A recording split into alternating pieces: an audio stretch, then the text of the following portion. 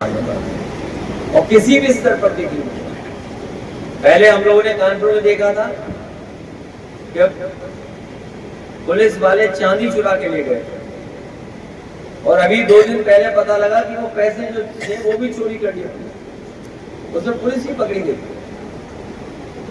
ऐसा उत्तर प्रदेश में कभी नहीं हुआ होगा कि जो पुलिस चोर को पकड़ती है, पुलिस चोर पुलिस को पकड़ रही है। ऐसा कभी उत्तर प्रदेश में नहीं हुआ जितना ये भारतीय जनता पार्टी की सरकार ने, जिन्होंने कहा नौकरी दे देंगे। अब नौकरी है कहाँ, रोजगार कहाँ है? पिछले 7 साल का हिसाब लगा लो, कितनी नौकरी हुई है, रोजगार नहीं। महंगाई कहाँ पहुंच गई है बताओ? डीजल पेट्रोल या जिन बातों को हम लोगों ने चुनाव में कहा था, बताइए कहाँ पहुंच गई? कैसे हम लोगों के बीच में रह करके समय समय पर हम लोगों को गाइड भी करेंगे और हम लोगों को आशीर्वाद देने का भी काम करेंगे। आज चुनाव के नामांकन का आखिरी दिन है, बीजेपी की भी सूची आ गई है। बहुत इंतजार था कि बीजेपी के लोग किसको उतारेंगे। हमें लगता है बीजेपी के लोग भी हम लोगों के रास्ते पे चल रहे हैं। जो नारा वो लगाते थे कि हम लोग परिवारवादी हैं, जो हमें और आप पर आरोप लगाते थे कि हम लोग परिवारवादी हैं, लेकिन बीजेपी हम लोग से और आगे निकल गई। अब वो रिश्तेदारवादी हो गए हैं। और हिंदी के प्रोफेसर, अंग्रेजी के प्रोफेसर, कवि बैठे हैं, ये ज्यादा बेहतर बता पाएंगे रिश्तेदारवादी और परिवारवाद में क्या फर्क है। लेकिन करहेल की जनता जो समाजवादियों से अपना बहुत पुराना रिश्ता मानते हैं, ये रिश्ता बनाया हुआ नहीं है, ये बना हुआ रिश्ता है। इस बार जो परिणाम आएगा, जीत का भी ऐतिहासिक परिणाम होगा और हार का भी ऐतिहासिक परिणाम होने जा रहा है। पूरे उत्तर प्रदेश में जो चुनाव में परिणाम आएंगे, उसमें करहेल का सबसे बड़ा ऐतिहासिक परिणाम होगा। और मुझे पूरा भरोसा यहाँ के हर वर्ग के लोगों पर, और खासकर पीडीए के परिवार के लोगों पर। हमारे पीडीए परिवार के लोग ये संकल्प लेंगे आज के दिन कि भारतीय जनता पार्टी का हार का भी रिकॉर्ड अगर कहीं बनेगा तो करहेल में बनेगा।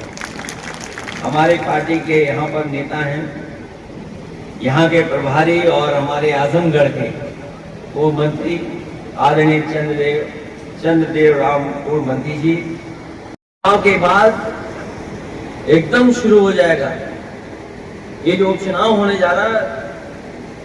ये उपचुनाव एक संदेश देने का भी काम करेगा। और जो समय बचा है सरकार के पास, अब ज्यादा समय नहीं बचा है। जैसे ये चुनाव खत्म होगा, महाराष्ट्र का चुनाव खत्म होगा, उसके बाद आप देखेंगे कि सबसे ज्यादा राजनीतिक हलचल अगर कहीं मचेगी तो वो उत्तर प्रदेश में शुरुआत करेगा, क्योंकि उत्तर प्रदेश ही देश की राजनीति तय करता है। और बीजेपी के लोग जानते हैं कि अगर उत्तर प्रदेश से वो बाहर हो गए तो फिर वो देश की राजनीति से भी बाहर हो जाएंगे। जब लोकसभा में मुझे बोलने का मौका मिला तो मैंने कहा था कि ये जो सरकार बनी है, ये चलने वाली सरकार नहीं है, ये गिरने वाली सरकार है। और पता नहीं कब गिर जाए, कहीं ऐसा ना हो कि 9 सीटों का रिजल्ट आए तो उत्तर प्रदेश के तो विदा होंगे ही होंगे, हो सकता दिल्ली वाले भी विदा हो जाए। क्योंकि जो उत्तर प्रदेश वाले हैं वो अपनी प्रतिष्ठा बना करके बैठ गए हैं। उन्होंने कहा कि हम 9 की 9 सीटें जीत लेंगे। और 9 सीटें जीतने का तरीका क्या अपनाया है कि पहले बीएलओ हटा दो, बीएलओ की सूची मंगा लो, बीएलओ में ये देख लो कि इसमें कोई पीडीए परिवार का तो नहीं है, और अगर पीडीए परिवार का है तो उसे सूची से बाहर कर दो। फिर उससे ऊपर वाले अधिकारी देखे गए कि अधिकारी और कौन कौन हैं। जब उन्होंने उसकी भी सूची मंगा ली, उसमें भी पूरा सफाया कर दिया पीडीए के परिवार का, तब उन्होंने चुनाव की तारीख घोषित की।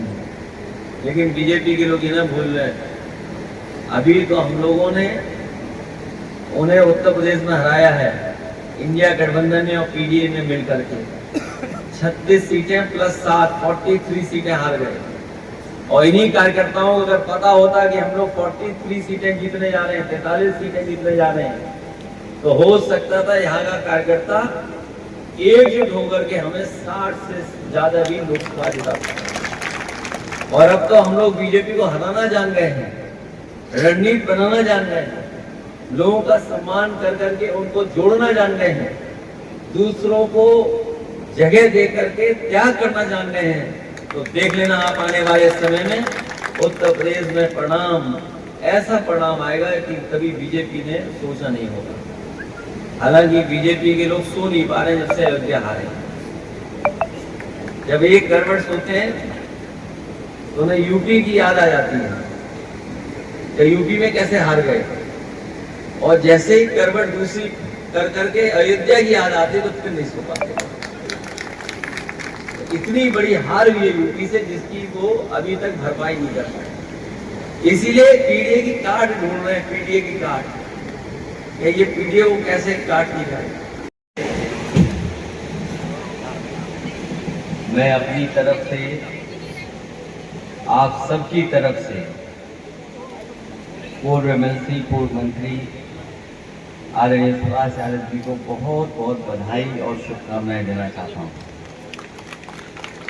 आज आगे बढ़ें और सामाजिक और राजनीतिक स्तर पे भी ऊंचाइयों तक पहुंचे और हम सब लोगों को वो समय समय पर आशीर्वाद देते हैं।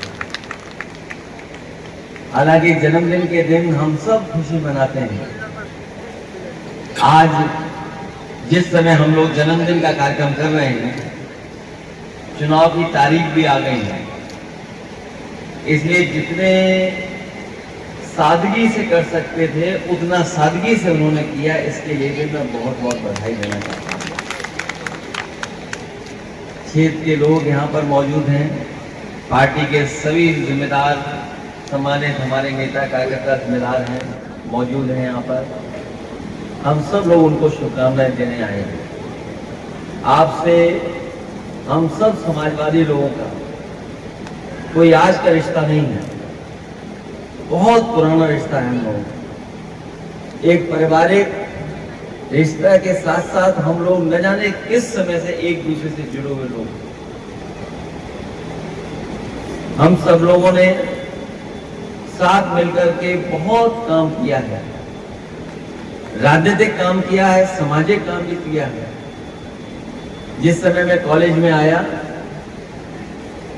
तो उन्होंने बताया कि जन्मदिन तो है लेकिन आपके लिए अलग से भोजन भी है। और ये सच्चाई है कि जिस तरह का भोजन आज इन्होंने हमारे लिए बनवाया शायद ही हम लोग खा पाते, बड़ी मुश्किल से मिलता है, क्योंकि समय बदला है, चीजें बदली हैं। तो वो हाथ की रोटी या गांव का खाना मिलना बहुत कम हो गया है। इधर जैसे हमारा आपका जीवन फास्ट हुआ है, उसी तरह खाना भी फास्ट हो गया और फास्ट फूड के चक्कर में हम लोग पड़ गए। जहां केक कटा करके हम लोगों ने बधाई दी है, उनको माला पहना के बधाई दी है, शॉल पहना करके सम्मान किया है। हमें उम्मीद है